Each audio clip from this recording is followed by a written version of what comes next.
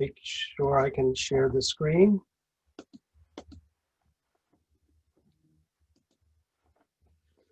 I hope you're seeing the cover slide. Just a brief selection. Let me say, since this is the first of 3 talks, that obviously I will cover American synagogues and most 20th century synagogues in the second and third talks, although I may allude to them, and we'll see a few pictures today. It's a tough task to deal with all the synagogues in the world. Everyone thinks that their own synagogue, of course, is great, but I've had to make a selection. And for the most part, this is a Eurocentric talk, although we do touch on a few buildings in other places.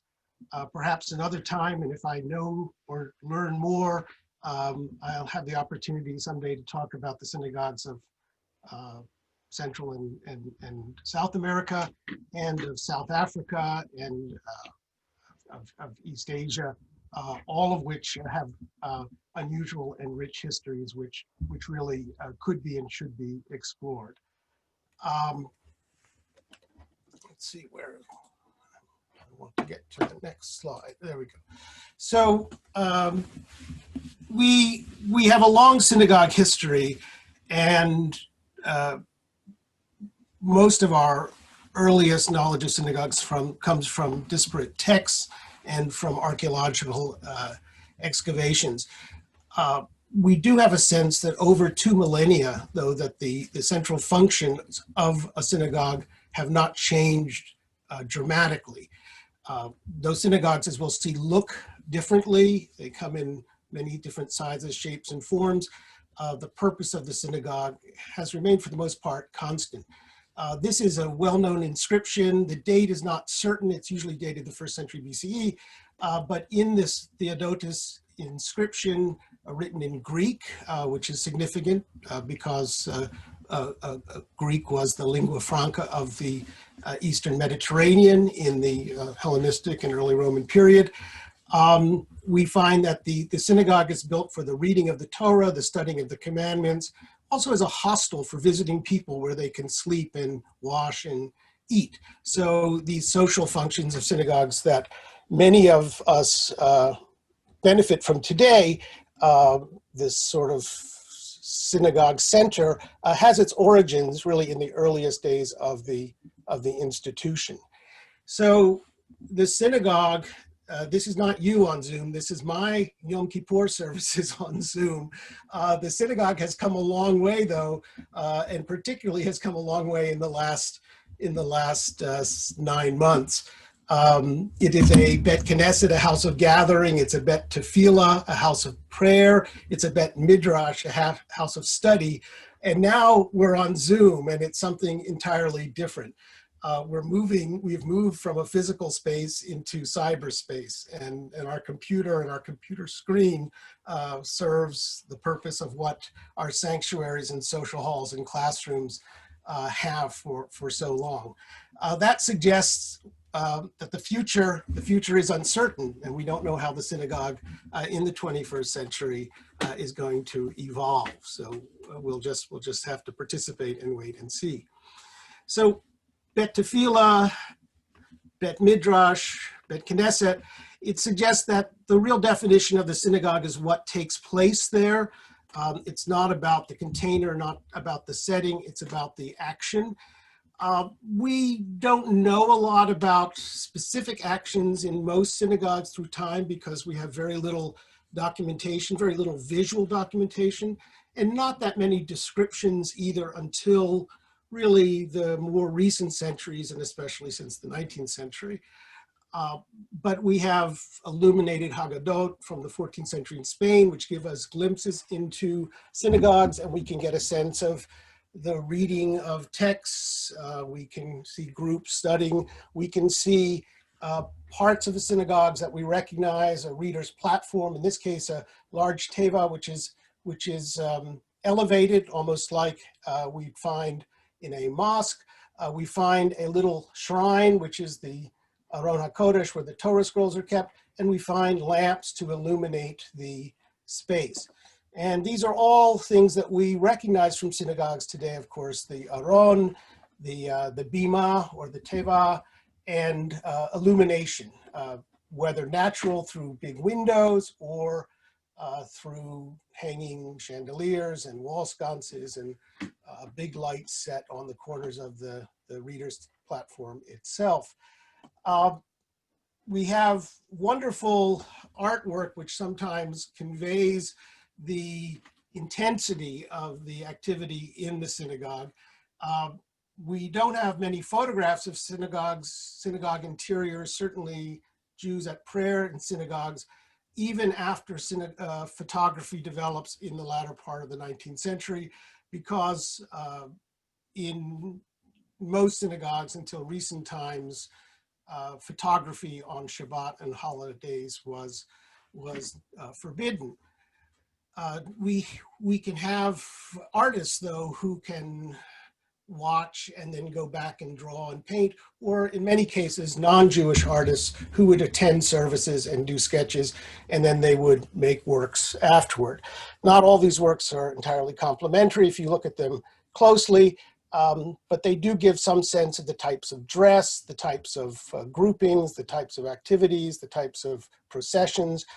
In this scene from Detroit in the late 19th century, which we'll look at again next week, we can see the women crowding up in the gallery, very visible in this American setting, as opposed to Holland, where we see the great Ashkenazi Synagogue in Amsterdam from the early 20th century, but the women there are hidden behind a screen, a very relatively tall mechitza. So the title of this talk is Great Synagogues. What do we mean by a great synagogue, and who's it great for? Synagogues are greater generally for men than for women. Big synagogues are often greater for rich people than poor people because they get to put lots of plaques with their names and boast about their sponsorship, and they make the big decisions. Is a synagogue great because it's big, because it's richly decorated, because of its historical associations, or maybe affiliation with an important rabbi or some other official? Well, there is no rule, and of course everybody promotes their own synagogue the way they want. But there are some historical instances where greatness was recognized. But it's hard for us to grasp because of the thousands of synagogues that have existed in the world through a history. Though we still have very many of them, we've lost so many significant buildings. And I just took these 12 slides at random. These are postcards of synagogues that were all destroyed in the Holocaust, and they're just a fraction of the thousands of other buildings.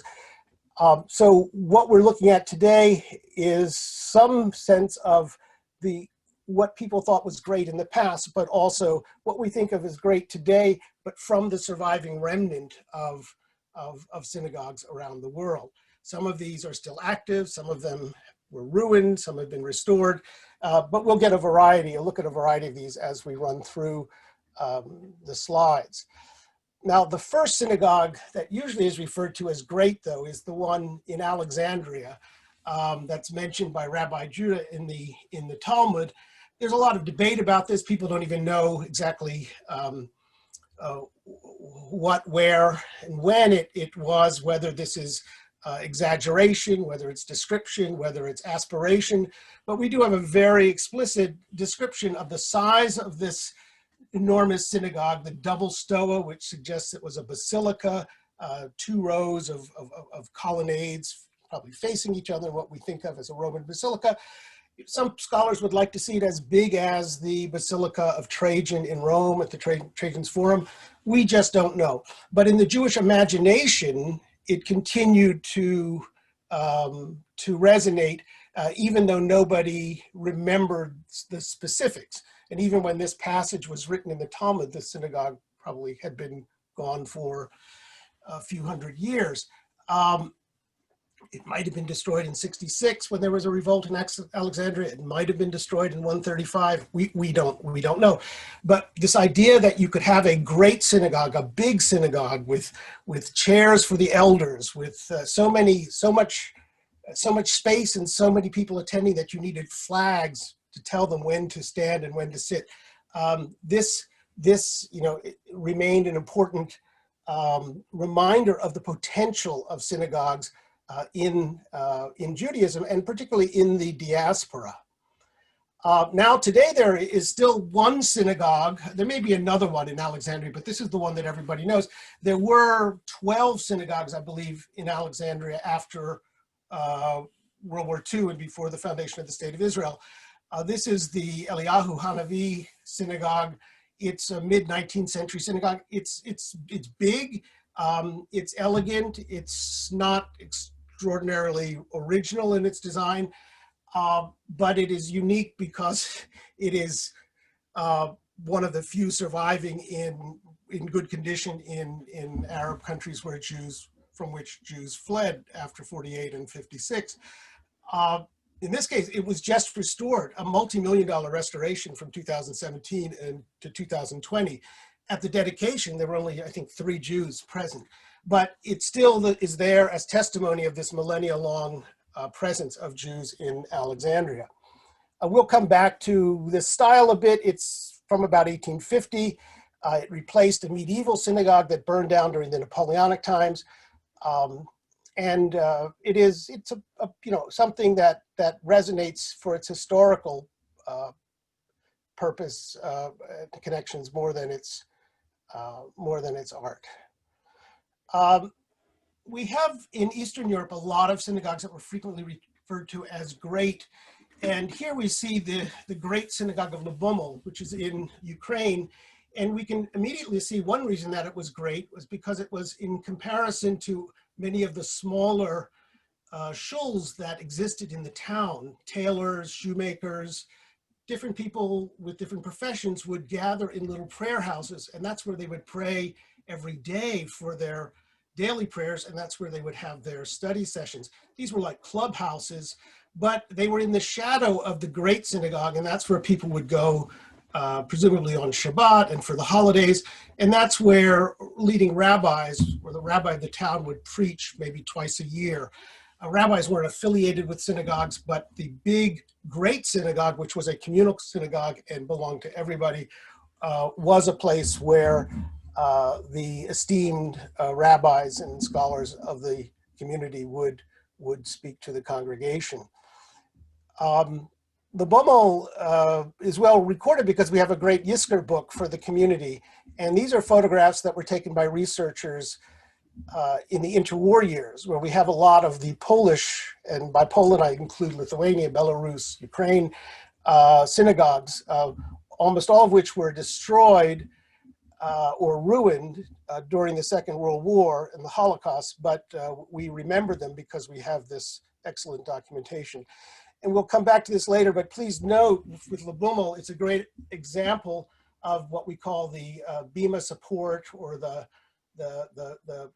4-column type of plan, where the bima is a massive architectural element, actually helps carry the roof, the vaulted roof. And this allows a lot of space in the synagogue, but it also creates the bima as the central point, and everything rotates around it. The action rotates around it, and the chairs, the benches are along the edges. And the ark, which is off to one side, while quite impressive, while it's not an afterthought, it's not the dominating feature in the space. Now, one of the other great synagogues, and this is one that's in the news these days, is the Great Synagogue of Vilna, another of these 4-column support synagogues. This was a massive structure, and it was only partially destroyed by the Nazis, but then it was demolished during the Soviet era in the 1950s. And only today is there a big discussion about what to do about it, and excavations are ongoing, and there will be some kind of memorial when these are finished. But you can see how big it is. This picture on the upper right is a slight exaggeration, but the height actually is quite enormous, and you can see the tops of the benches on the left, how they just come up to the top of the bases of the columns. So you can imagine how tall this space was. Now the Vilna shul was great because of its size, because of its prominence, because of the association with great rabbis and scholars. It also dominated a whole Jewish district of Vilna, where there were study houses and mikvot, and there were courtyards and the famous library. So it really dominated and was the crown really of this Jerusalem of Lithuania, which Vilna was, as Vilna was known. Even in New York, we'll talk about this next week, we have Beth Hamadrash HaGadol, which sadly the building burned down a few years ago, 3 years ago, but this was considered Hagadol. It was the great synagogue, and for a short while it was the home synagogue of a chief rabbi of New York City. The only time New York has had a chief rabbi, it was for the Orthodox, but this was Jacob Joseph, who for about 14 years presided from this former church, which then became a synagogue. So the fact that a former church could become the great synagogue is an interesting take. And this is a synagogue I've never visited because I've never been to Australia, but it's in Sydney and it's known as the Great Synagogue. And it is a Victorian confection, quite typical of the ornate style of the late 19th century. And we're going to see some other examples of this from England and from other European countries. Now, the ancient synagogues that we have as ruins are not the central synagogues, not the biggest synagogues, not the most important synagogues of their era. And yet we can see through the ruins at Dura Europos from the 3rd century and from the elegance of the marbles and the mosaics at the big synagogue in Sardis, Turkey, which was rebuilt in the 4th century, you know, a great deal of attention and money was put into synagogue building. This was later on articulated as the concept of Hiddur Mitzvah, of the embellishment or celebration or glorification of the commandment. But we could see that when Jews had means and the opportunity, they built big and beautifully, and no doubt they thought their synagogues were grand and great. We have less information for synagogues in the intervening centuries, but by the 13th and 14th century, we begin getting more evidence from Europe, and we have just a few buildings out of hundreds and hundreds that we know existed in Spain, but we also have illustrations from the Haggadot, and this is one of the most famous, people leaving the synagogue, really just a townhouse probably, we still see in Spain and Italy after the services on Pesach, from the mid 1300s, probably in Catalonia and possibly Barcelona or Gerona or a town near there. We do have in Toledo what's known as the Great Synagogue. This was probably the community synagogue. There would have been several others, one of which still survives, and that's the private chapel of Samuel Halevi, known as the El Tránsito, but we call it the Halevi Synagogue, a proper name, and it's now the Sephardi Museum in Toledo.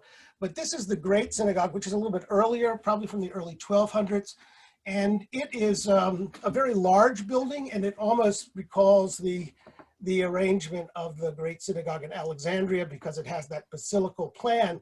But because of the influence of the Islamic world and the Muslim or workmen who still resided in Spain in the 13th century, or perhaps they had converted to Christianity, but these mudehar, we use the term mudehar workmen, churches and synagogues of this period are still embellished with the dominant Muslim decorative vocabulary. Now, some people have suggested this was actually a mosque that was transformed into a synagogue. It's not impossible, but I don't see that there's any reason that that had to be the case. Jews, as we know, tended to adopt the styles and forms of the communities in which they resided. And for the most part, they would have worked either with local, perhaps non-Jewish workmen, or they would have hired them entirely. We do know that there were Jewish artisans, Jewish masons, Jewish builders, and that is something that has often been underplayed, but I think the dominant style would have been the Muslim style at that time, and that's what was popular. And you can see how beautiful it is. This synagogue would have been much more ornate. There would have been decoration on the walls. There might have been carpets. There would have been lamps, glass lamps, metal lamps. There would have been smells that would be attractive, candles burning, oils burning. We only get a small taste of what it would have been in the 13th century, but still it is one of the most important medieval synagogues in Europe today. It's called Santa Maria la Blanca erroneously because that's the name given when it was turned into a church. So I think it's better for us just to call it the Great Synagogue of Toledo rather than call it by its converted Christian name. And these forms continue. This is the Fessayin Synagogue in Fez, Morocco.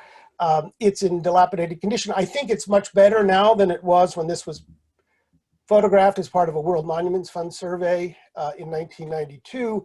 But I believe it still is a boxing hall. But this is just one of many of the synagogues in Fez and throughout Morocco that are dependent in many ways stylistically on Spain. But I wanted you to see that this is a smaller building. It doesn't have as many aisles, but it still essentially has the same form as that basilical, multi-aisled building in Toledo. There are smaller synagogues throughout Morocco. This is the Benguali Synagogue in Teton on the left, and the Toledano Synagogue in Tangier on the right.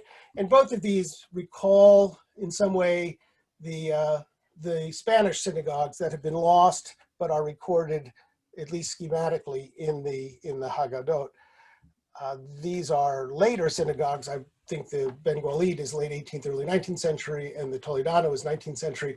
But the type, these were both Sephardi synagogues of Jews who came from Spain, and the fact that the Toledano synagogue has that name suggests, obviously, that its members came from Toledo.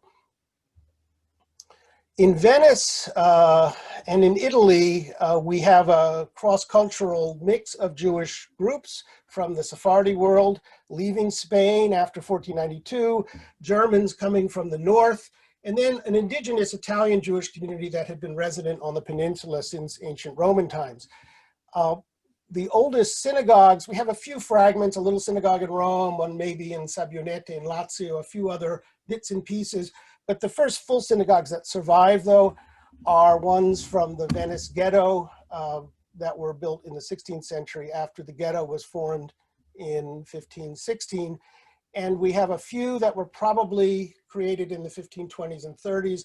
Most of these were rebuilt in a more lavish form in the 1700s.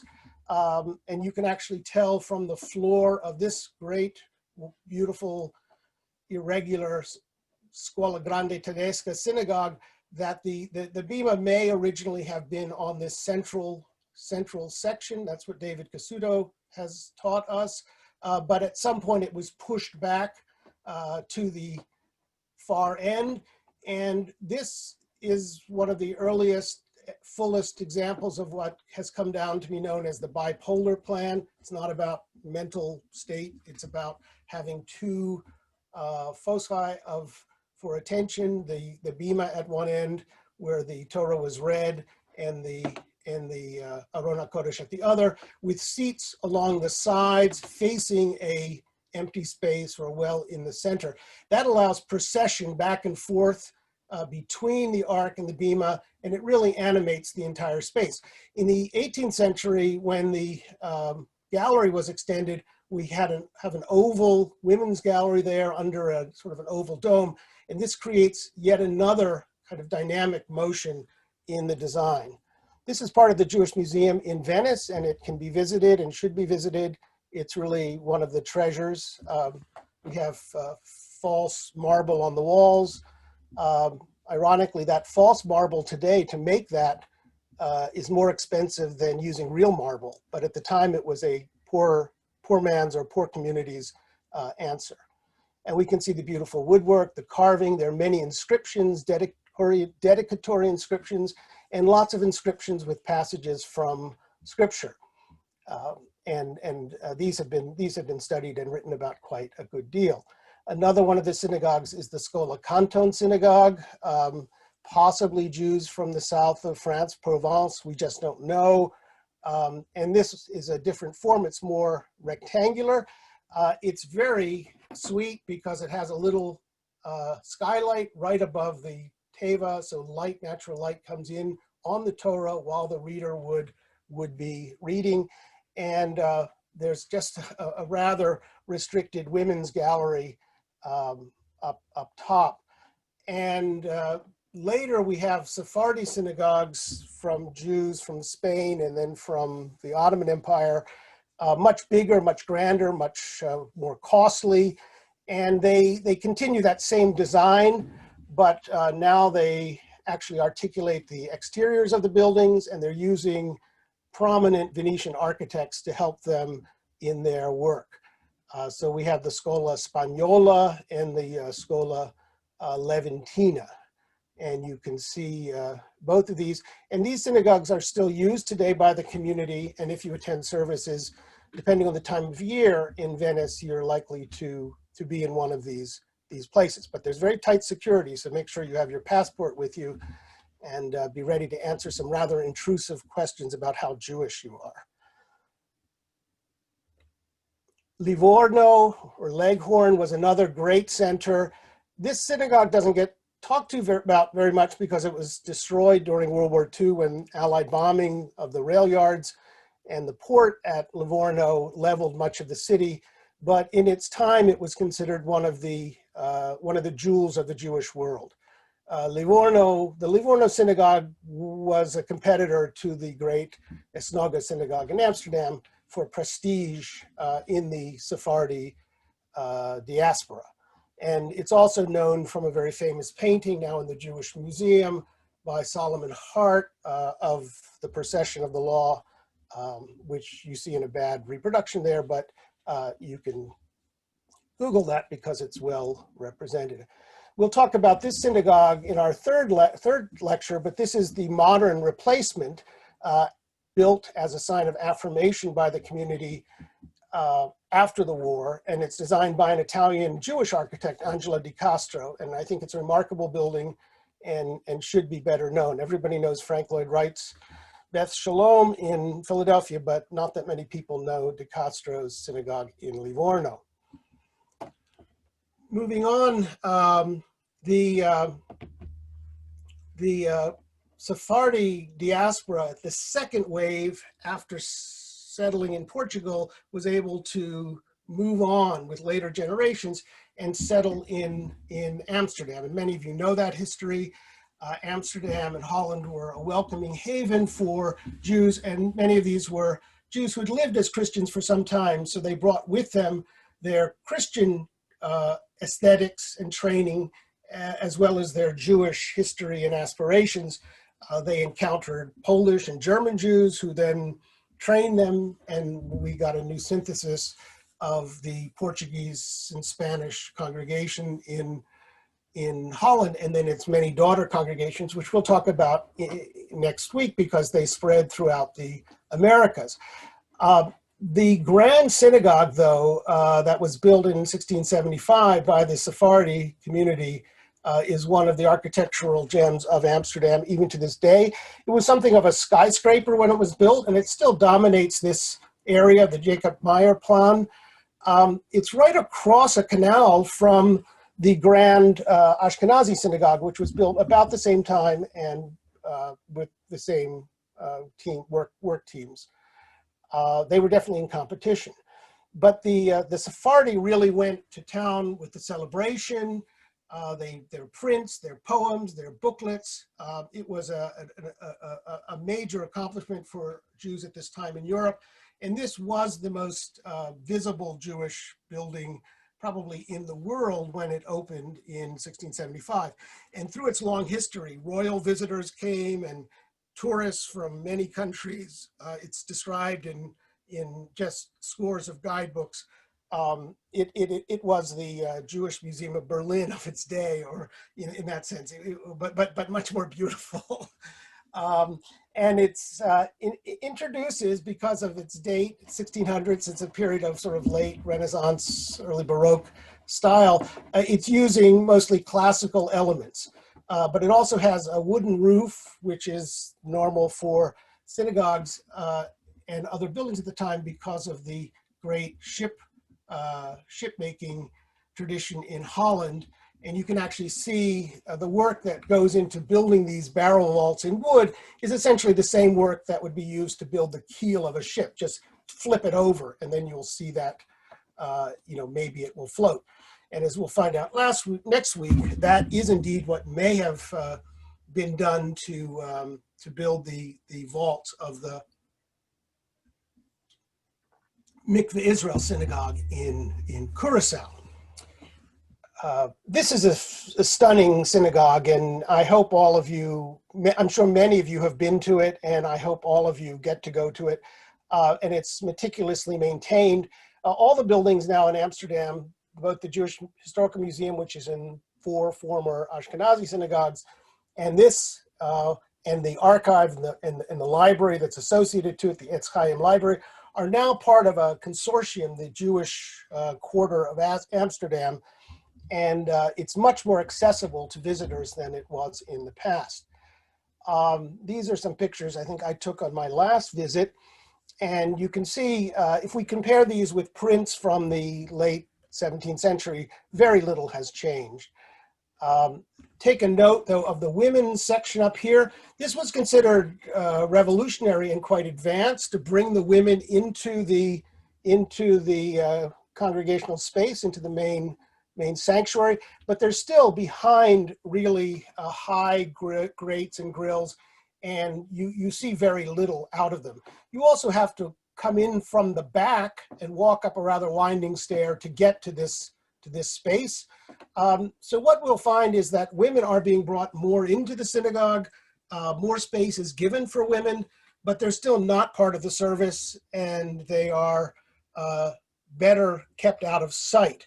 So what happens in a lot of synagogues, and this already existed in the Middle Ages, but continues apace, is that you'll have almost mini services going on sometimes in the women's section, where a learned woman leader, it could be the wife of the rabbi, or it could be just someone who has studied Hebrew and knows the prayers, will teach and lead the women, and then make sure that they are following the service when necessary and need to chime in. The influence of the Synagogue, or the Portuguese Synagogue, in Amsterdam is enormous. Much has been written about it. One of the immediate effects is on the first new synagogue since the Middle Ages that's built in England, and that's Bevis Marks Synagogue from 1701, which still exists in the city of London, surrounded by financial towers. And it's a smaller version of the Synagogue, but it has the classical capitals, classical columns, supporting galleries, and it has the Sephardi bipolar plan. The Aron HaKodesh, though, looks very much like some of the altars of contemporary churches in London, and it's believed the actual carpenters who made it have been tentatively identified and associated with work they've done in nearby churches. Both the Synagogue, meaning the Portuguese Synagogue in Amsterdam, and Bevis Marks are notable because they have the 10 Commandments painted on tablets inside the synagogue, and this is something that's new. Soon we're going to see the 10 Commandments, well, not so soon, but by the late 18th and early 19th century, we'll see it migrating as tablets outside as a public sign that there are Jews here. If we look back, the building is quite modest from the outside, and there's no branding, there's no advertising, no signage that says this is a synagogue. And generally, that was the norm for most synagogue buildings in most countries where Jews were a minority, which is everywhere. until the late 18th, but especially the 19th century. Now, this is not a Sephardi synagogue, but it has certain similarities. This is a synagogue of the Romanyot Jewish community of Yanina. It's one of two. The other synagogue does not survive. But this is the old synagogue, and it was built or rebuilt in the early 1800s, 1829, to serve one of the oldest Jewish communities in Greece. And it's a Romanyot because this is a community that is not Sephardi. It doesn't trace its origin to the Spanish diaspora, but they trace their history through the Byzantine era all the way back to antiquity. So they would say they spring directly from the Greek-speaking Jewish communities of the Eastern Mediterranean, those same Jews who would have been worshiping in the synagogue in Alexandria or would have been comfortable going to Jerusalem to visit the Theodotus synagogue. They were in Greece, and we do have many remains, archaeological remains of synagogues from throughout Greece. Obviously, there were changes over the centuries, but the Romanyot community does speak, and the liturgy was in a Judeo-Greek, which is like a Yiddish, or a Ladino, but it was Greek. It was a mixture of Hebrew and Greek. And there are people who still speak that today. There is a still small community of the Romanyots in the world. There is a small but vibrant community in New York at the Kehila Kadosha Yanina Synagogue on Broome Street, which we'll talk about next week. And this synagogue is quite beautiful. And you can see it has the Sephardi arrangement, but it's unusual because it's hard to tell, but the seats actually face in two directions. So there are rows of people who would be facing inside, and they could turn left and right and see the ark and the reader's table, but there are also people who are sitting on the outside and they're just facing the side walls. So that's kind of, that's unique in Greece, I think. I've seen it in a few other places, but it's not common elsewhere.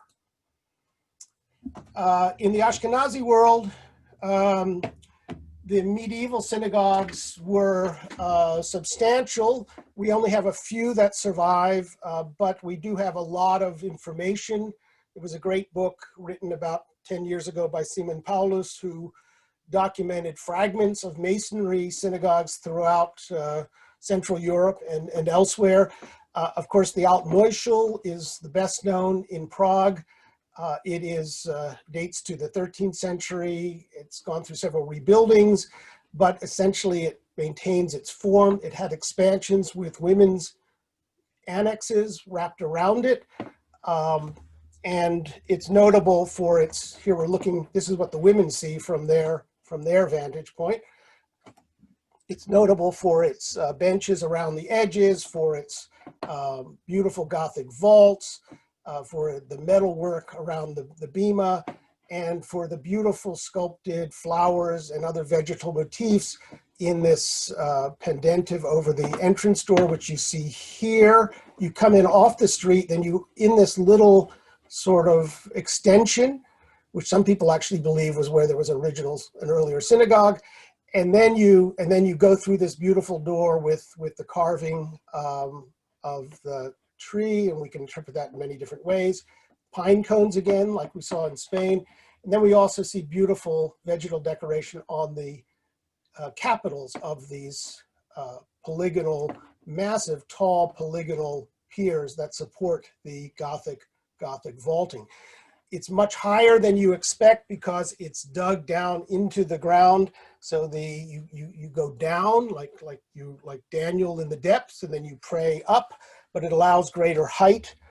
And that was the norm. It's a double nave plan, so there are two naves, two aisles, just with piers in the middle, not like the three-aisled basilica churches and synagogues that we're more familiar with.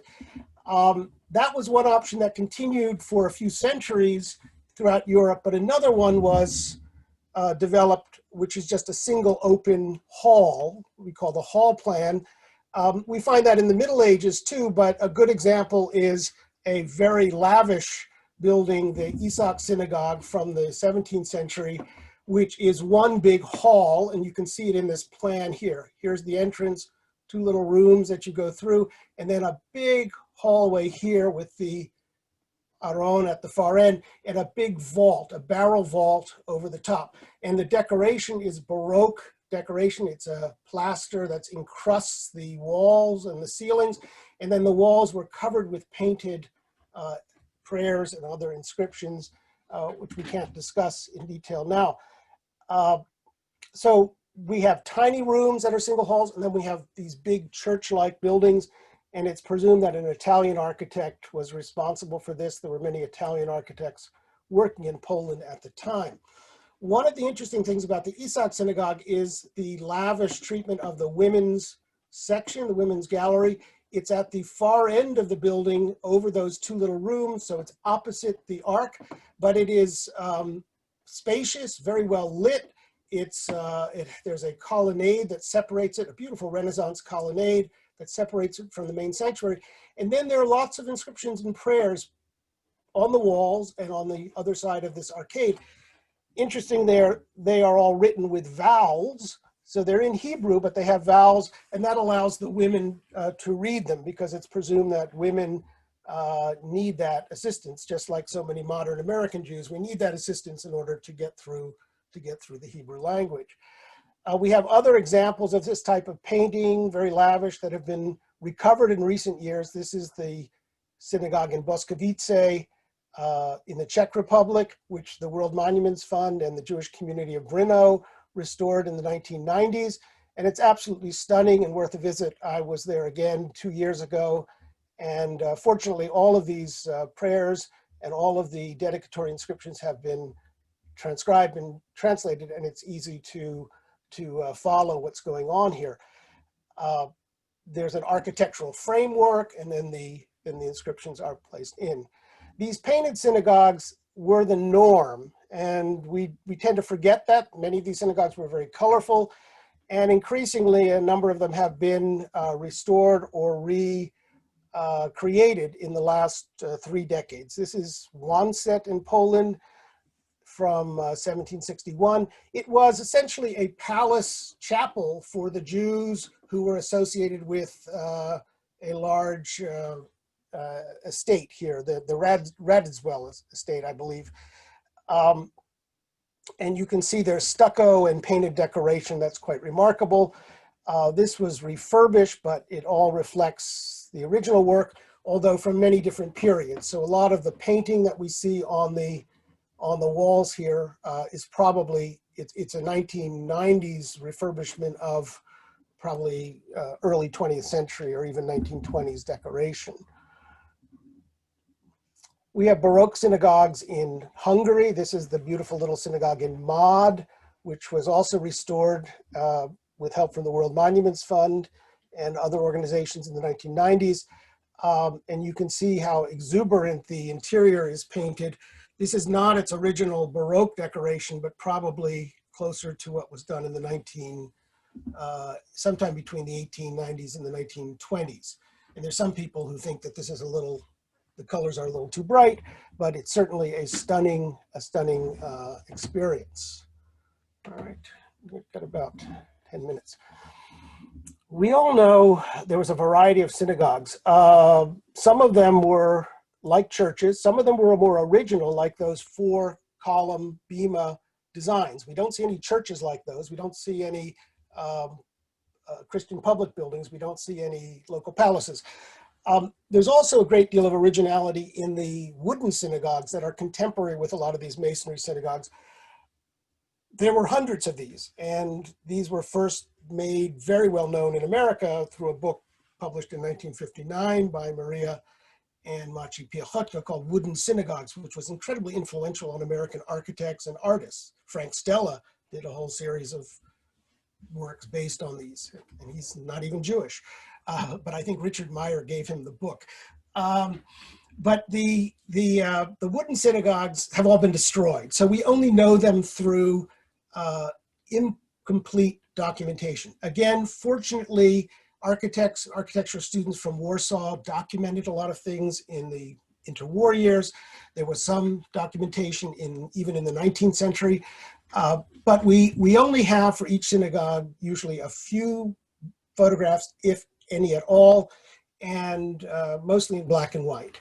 What we do see is there's a great variety of wooden forms, and scholars have sorted them out and related them to palaces, like this great one in Volpa, others to hunting lodges and to churches and other types of forms that were popular in Poland and what we now know as Ukraine. Volpa's in Belarus, but it was a Polish Jewish center. It was destroyed, but in 2016, a replica was built in a skansen. That's like a heritage village in Bilgoraj in Poland. Now, some of you may know Bilgoraj because Isaac Bashevis Singer set some stories there, but that has no relation to this particular synagogue. The best documented synagogue is the one in Gvorjitz, Ukraine, and it's one of several, this one in Khodorov and a few others that were painted inside, and the paintings were photographed and sometimes even copied in watercolor before they were destroyed. I'm just showing this plan. This is from Tom Hupke's wonderful book, Resplendent Synagogue, which is about this building. And the plan just shows a typical arrangement in one of these Polish towns. You have the town hall here, the Rynek, the main square, and you have the church on one side, and you have the Lord's castle up here, and then you have the synagogue on the other side. And the synagogue has its own square, and around the synagogue probably would have been a Bet Midrash and probably maybe a slaughterhouse, maybe a mikvah. And the town was split between Christians and Jews, but it was the majority, I believe Gvorjit in the early 1700s was majority Jewish. We have different types of documentation, these drawings by architects. So we have a wonderful section of the interior with the wood framing and this fascinating dome, which was inserted at a later date after the original construction, and it was painted. We also have paintings from the late 19th century by people like Isidor Kaufmann, who give us some indication of the richness of the decoration before it was destroyed. We have a lot of black and white photographs, and we have a few watercolors by researchers. So we know who the painters were, which is very important, and a lot of people have worked on these paintings, and they're very important, but we have to remember they were not uncommon. There were many, many more paintings that we don't know about in synagogues, both wooden and masonry, throughout Central and Eastern Europe, not just in the 18th century, but all the way into the 20th century. Synagogues were very colorful places. So the ceiling from Gvorjit has been reconstructed, 85% size, by students and installed in the Polin Museum, the Museum of the History of Polish Jews in Warsaw. I'm going to recommend you all run out and see the film Raising the Roof if you have not, because it documents the process of the creation of this replica, and also the some of the meaning or presumed meaning of the very rich symbolism. But it's an extraordinary, it was an extraordinary original creation, and this new replica is also an extraordinary creation in its own right. The influence of these painted synagogues is very great, and we have it in America extensively, and I am actually in the process of documenting a lot of this myself. So this is just an example by the painter Chaim Segal from Zwolle, who painted this wooden ceiling in Mogilev in Belarus. By the way, Marc Chagall wanted to believe that he was a descendant of Chaim Segal. Chagall and Segal are the same name. And this is a mural that's been rescued from a former synagogue that's now an apartment building in Burlington, Vermont, painted in 1910 by a Lithuanian immigrant artist named Benzion Black. And you can see immediately their formal correspondences. So the tradition is continuous. And We had a lot of immigrant painted synagogues in America, but few of them survive today. So in the late 18th and early 19th century, we do get a style shift, and neoclassicism becomes very popular. After the French Revolution, there's this real attraction to all things Greek. Part of it has to do with politics. Part of it has to do with exploration and new publications. So Greek ruins and Greek of temples and whatnot become readily available. But also after the Greek Revolution of the early 1800s, we get Greece now added to the Grand Tour. So people are going not just to Italy, but they're going to Greece. And then they're also going on to the Holy Land.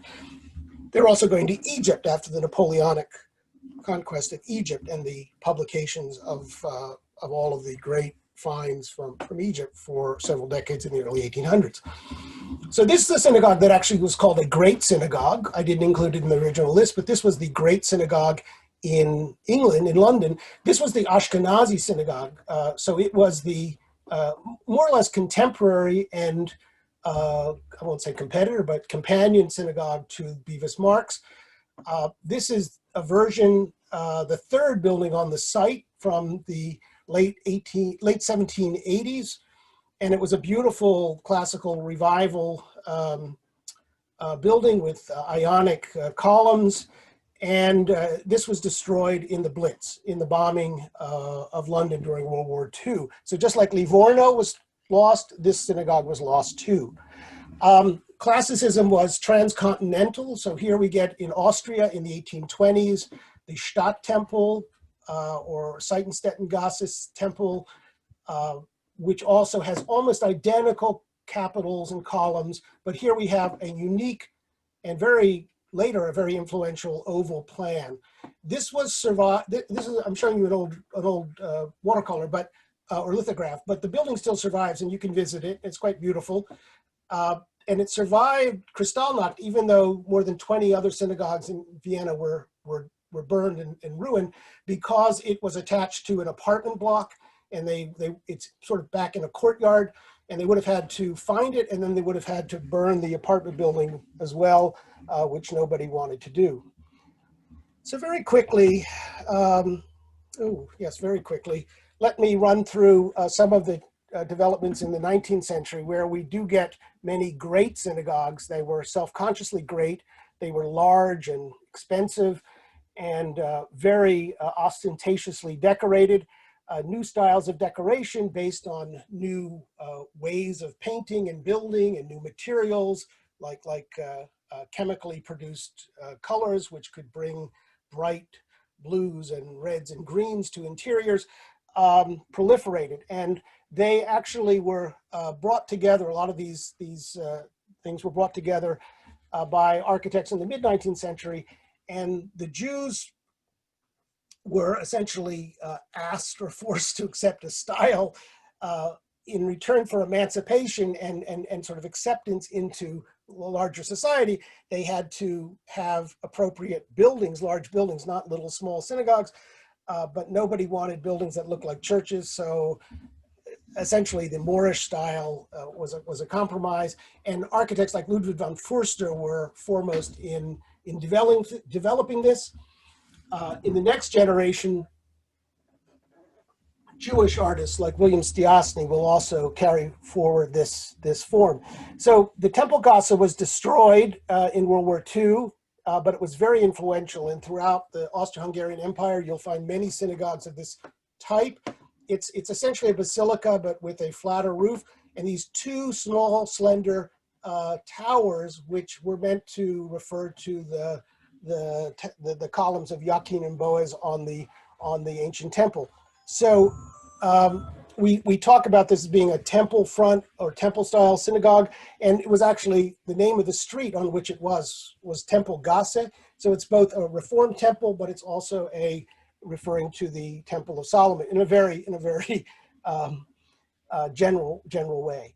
Förster also built the great Dohani Synagogue in Budapest, which was restored in the 1990s, extremely colorful. enormous in size, 3 levels, and you can see the rich Moorish decoration,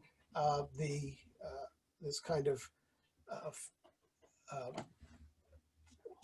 serrated arch, and you have all sorts of arabesques, and then the decorative pattern, which becomes the norm in a lot of these synagogues throughout the late 19th century, paints the ceiling.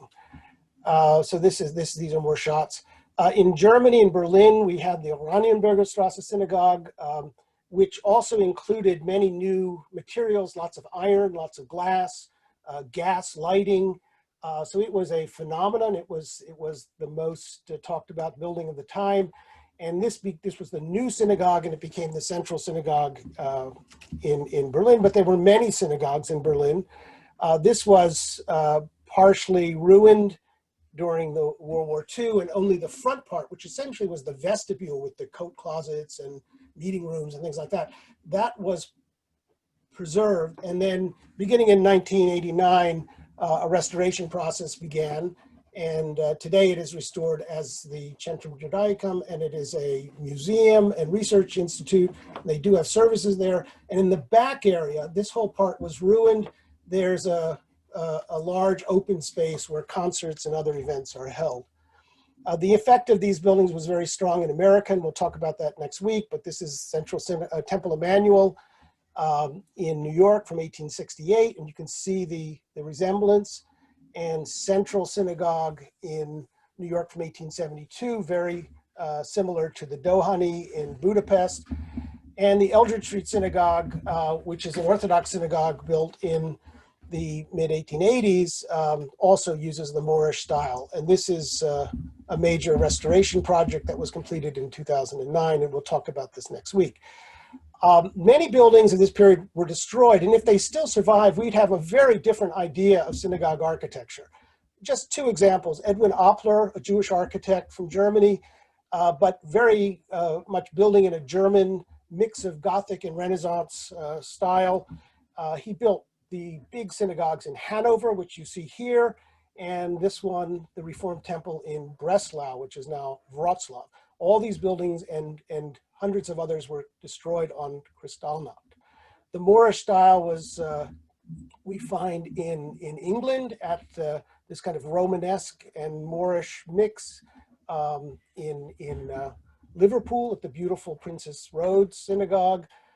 There's also a Moorish synagogue in Manchester, which is now the Jewish Museum of Manchester, which you might have read about them discovering a time capsule last week. In Krakow, the Temple Synagogue, a mix of kind of Romanesque and Renaissance. This was a project that I was involved in for many years, restoring back in the 1990s. And this is what it looks like today.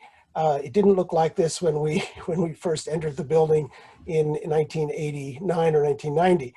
All of this ornament is almost formulaic. A lot of it comes out of books like Owen Jones's Grammar of Ornament and other popular texts.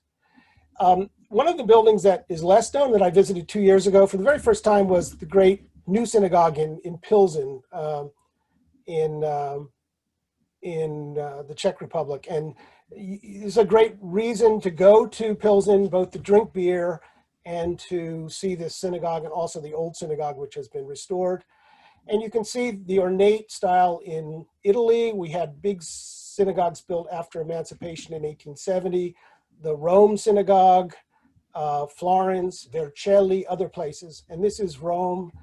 It almost looks like a set out of a Puccini or Verdi opera. You can imagine the elephants sort of crossing the bima. But in fact, these are all the rabbis in Rome who were there for the 100th anniversary of the synagogue in 2004. So this is where we'll pick up next week, actually in 2 weeks, when we talk about modernism, because in the early 20th century, some new styles begin to be introduced. Some of these are Moorish, like these ones that you see here, but others are Art Nouveau and Jugendstil style. They're using folk motifs. And while we don't think of these as modern today, at the time they definitely were, and they were breaking with tradition. And this is the Subotica Synagogue from 1902, which has now been reopened and fully restored. This was during the restoration in 2015. And I'll end with this synagogue in Paris that some of you may know, the Rue Pavée Synagogue, which is the finest Art Nouveau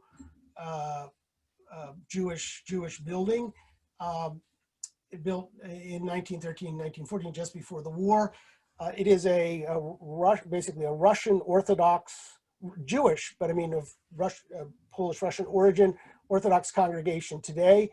And it's rare that you can get in to see it unless you're going into daven. If you're going to go pray, you can get in. And you can see how strict they are now. It wasn't that way when it was built, about having separation of women. You have these very strong barriers up in the gallery.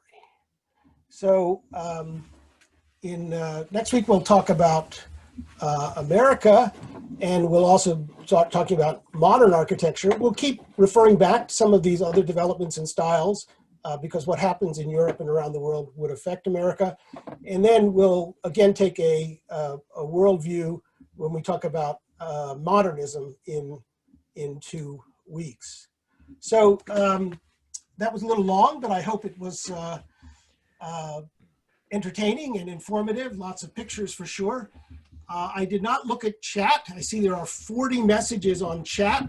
I think Ari's been monitoring the chat, but he's going to refer questions to me.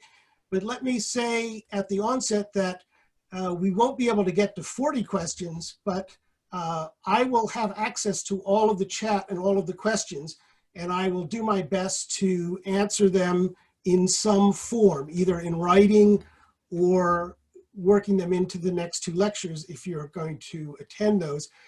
I'm also, at Ari's request, going to prepare some pages of links for resources and for further reading. There are many good books on synagogue architecture that are worth looking at, some very introductory, like some of my own, and others that are more detailed.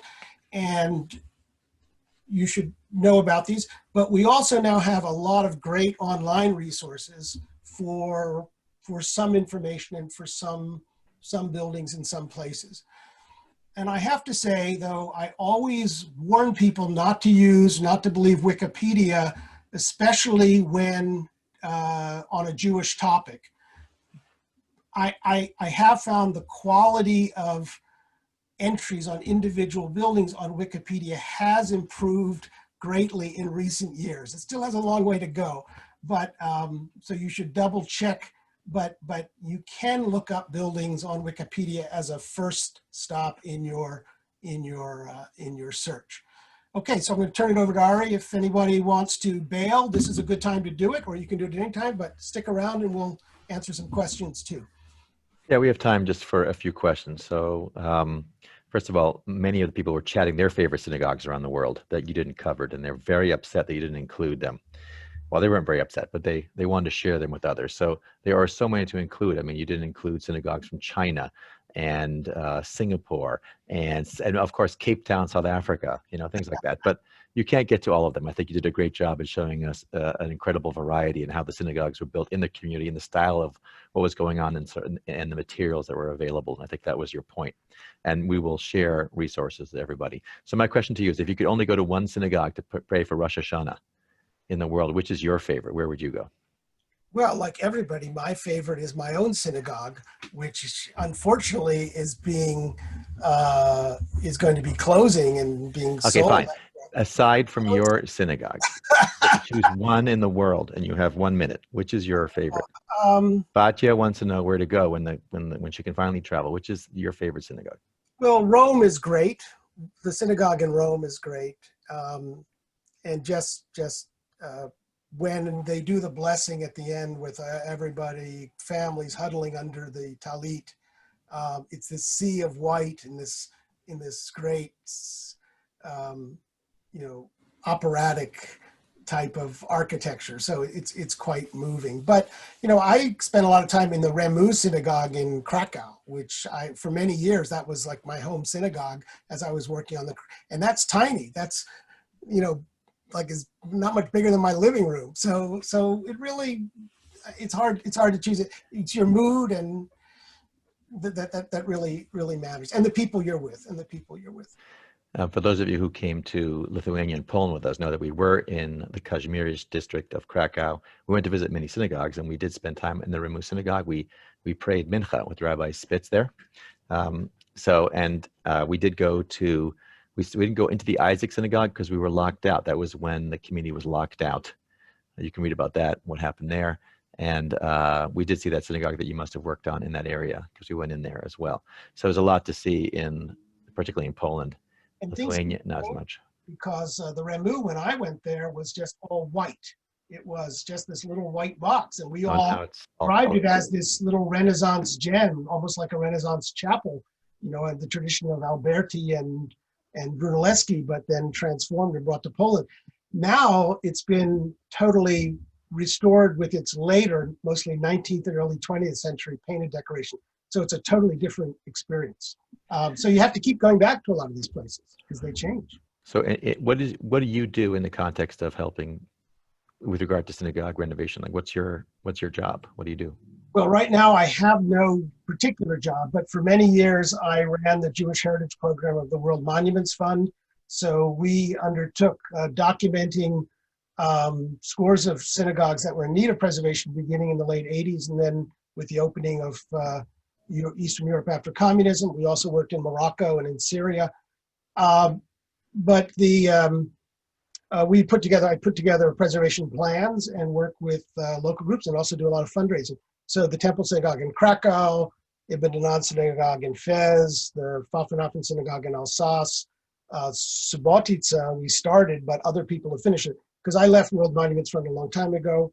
I was also the research director for a US government commission for many years, and we documented Jewish sites, cemeteries, and synagogues and Holocaust sites in over a dozen countries.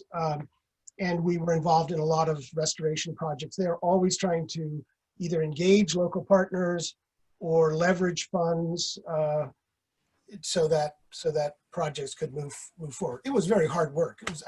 There wasn't, in the 1990s, very few people Americans and very few Jews wanted to do this work. Now everybody wants to go and visit all these synagogues, but at the time they really weren't lining up to help save them.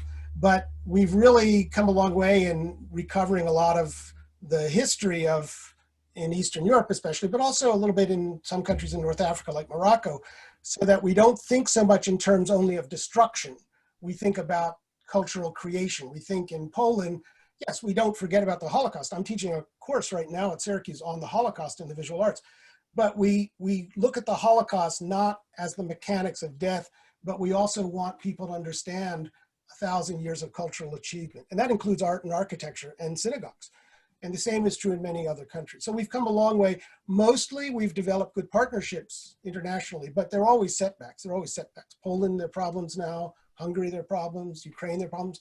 So, it's a constant struggle. Was there any one particular country or community that you found extremely helpful and interested in preserving its Jewish heritage?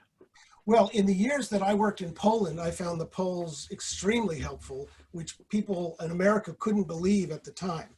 So from 1990 to at least 2006, when I worked in Poland, I had terrific relationships. And it's one of the reasons why there are so many restored Jewish cemeteries and synagogues in Poland, and why the Polin Museum has opened to great acclaim and with wonderful exhibitions. As I said, there's politics now that are a problem, and we're seeing some setbacks, but the will of so many thousands of good people, is very, very important. The Czech Republic is a dream to work in. The Czechs, from the get-go, from the moment of the Velvet Revolution, the Czechs were organized and ready to work, and they had the right attitude. They were honest, they were capable, they were creative, and they still are. So I just spent a few weeks 2 years ago traveling around the Czech Republic looking at restored synagogues, and there are so many, and the cultural programs and the exhibitions that go with these. It's just that there are very few Jews in most of these places. All the Jews are in Prague, few in Brno, a few in a few other places. But the cultural heritage is being protected and preserved. But Jewish life is modest. What's amazing about this program is you've drawn our most international audience. I'm looking at the chat. So we have someone in Prague saying, greetings from Prague, glad to hear about the Czechs.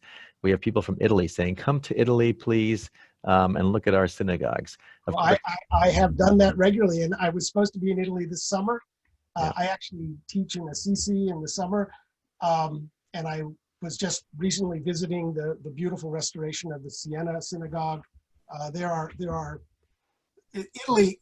I would add Italy to the Czech Republic as a place that has done marvelous work in the Veneto, in Piedmont,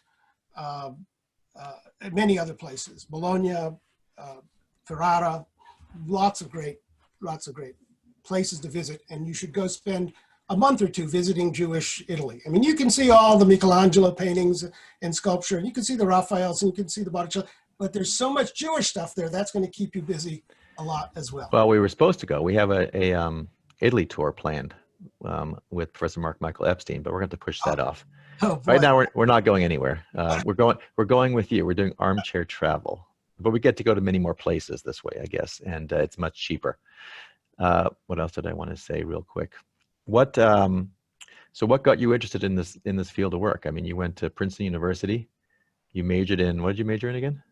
I have it written down. Medieval studies. Medieval studies. And you're the world expert, or one of the world experts in synagogues around the world. By the way, apparently you left out Turkey. So we got some people very upset about Turkey. We need to know that. But. Yeah, look, I teach a whole course on synagogue architecture. That's 30 classes.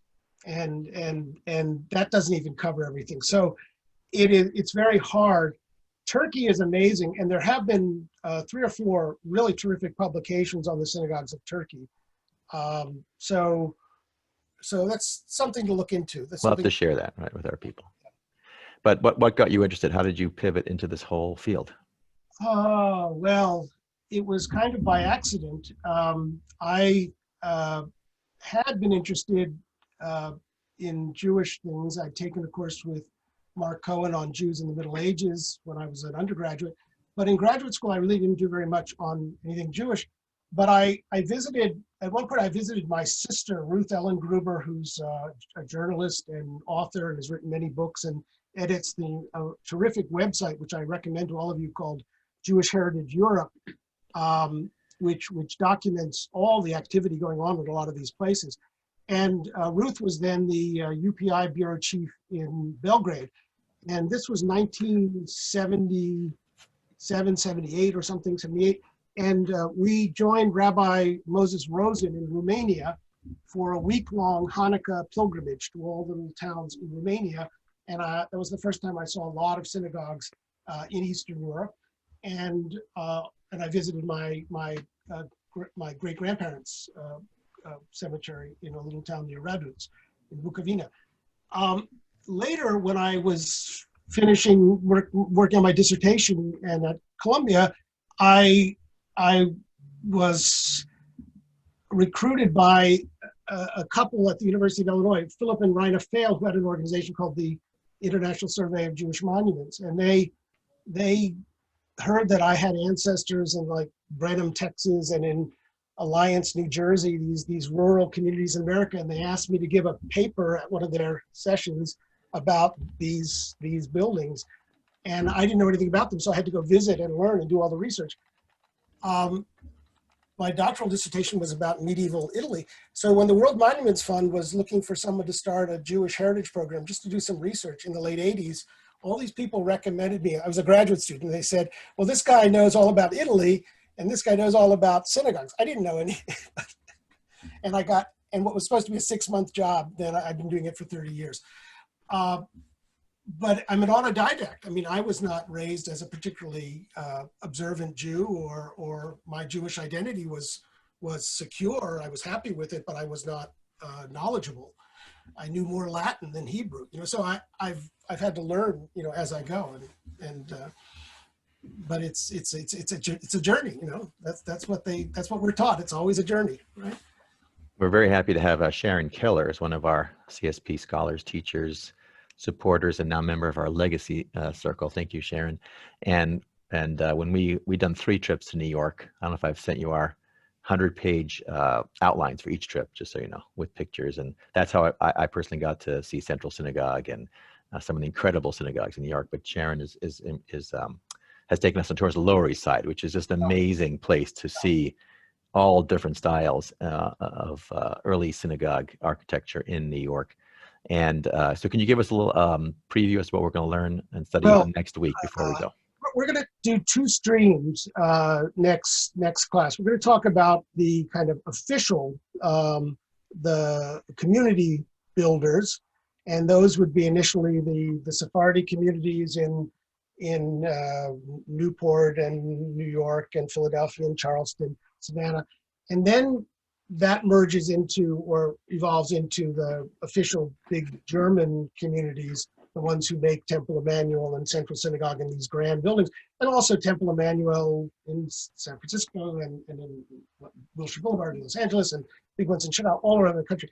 But then we're also going to look at the synagogue tradition of the immigrant communities, the later immigrant communities that many of us are descended from, those Eastern Europeans who came between 1880 and 1925, and all of the hundreds and hundreds of small shuls that they created, like my family's shul in Brenham, Texas, which was recently moved, physically picked up and moved to Austin, Texas, but it's the oldest standing synagogue in Texas.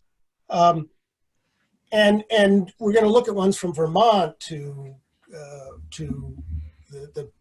Pacific Northwest, to all of these, and we're going to see there's a uniform culture, uniform architectural and artistic, not merely a style, but a sensibility about how a synagogue should be. And unfortunately, we've lost most of these buildings. Most of them have been closed. Many have been torn down. Some are now churches. So I've discovered some of the most amazing Jewish art in old churches, places that kept all the decoration. Really extraordinary. But the Jews have moved on. I saw that Alana Cooper from Case Western's on here. Alana's been writing about this migration of communities and what they take and what they leave behind. She just had an article in Tablet magazine last week or 2 weeks ago about this. So we're going to follow those 2 strands. And we're going to do a little bit ending up with the suburbs, the post-war suburbs, but most of that will be saved for the 3rd lecture, because we'll really be doing modernism from what was modern. You know, Art Nouveau was modern, Art Deco was modern, but we'll be talking about the international style and expressive modernism of the 50s and 60s, and we'll talk about some of the new postmodern and deconstructionist buildings of the last 20 years too. So that'll mostly be in the third lecture. And since most of those examples are in America, there's some in Germany and in Israel. We'll be looking at Israel too. Our American journey will mostly begin with the arrival of the Sephardis and go up to about World War II. And then we'll do modern, but we'll step back, and modern will begin again from the early 20th century and then go up into the early 21st. So that's what we have. Yeah, someone put a comment, I see, everyone should tell me their favorite synagogue and try to work it in. Well, I don't know if I can do that, but if you want, I can try, but there are so many. I will say, I'll make one more comment, and it goes back to your very first one. All these people saying, why aren't you including my synagogue, my synagogue? So when I wrote my book on American synagogues back in 2003, I think it was, called American Synagogues, A Century of Architecture and Jewish Community. It was the first book on American synagogues in 50 years, if you can believe that. I still go regularly to Rachel Vishnitzer's classic book from 1955. But I gave a lot of lectures after that book. And after a couple lectures, I very quickly came up with the opening line, which is, I'm going to lecture primarily about the synagogues that are in my book, because they're the ones I visited and they're the ones I've written about. But I could have written another book, or I could give another lecture about all the synagogues that architects have come up to me after my lectures and said, "Why isn't my synagogue in your book?" So this is normal. We always want more. I got to tell you, there is not a big market for books about synagogues. So there are plenty of people out there who are capable of writing these. Some of them I see in the audience here, but it's really hard to publish one of those books because they don't make a lot of money. They don't make a lot of money. So there are websites. So you've got to work on websites now. That's where a lot of the material is. So what we'll do is you and I will put together some resources that we'll share with the group, everybody who participated in this program and the recording of this program. There's obviously, I mean, it was like Synagogue 101, the year course in 1 hour, and it's a lot to take in. And many of you recognize some of the synagogues. I hope you all saw synagogues you had not seen before, and you will plan on now put it on your list to visit one day. As I mentioned in my note, the photos are really nice, but it's nothing like being in the synagogue. It's just, these synagogues are spectacular, and you really have to go and just stand inside to enjoy.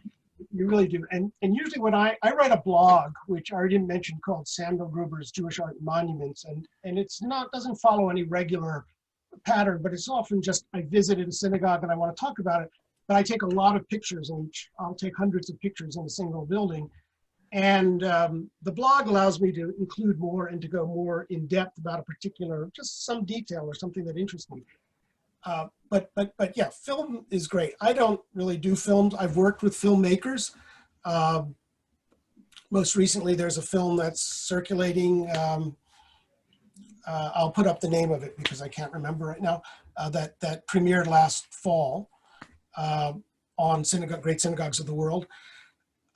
But I do recommend the website synagogues360.org that my friend Louis Davidson has been working on for many, many years. And unfortunately, Louis has been very, very ill. And I actually, in this pre-pen, don't know what his situation is, but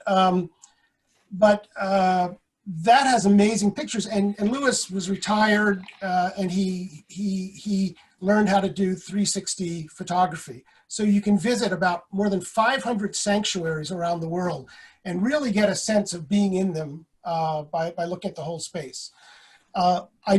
Two warnings. One thing, which is also a warning about my lecture here today, a synagogue, as I indicated from the very beginning with that inscription, the Theodotus inscription, is more than just the prayer hall.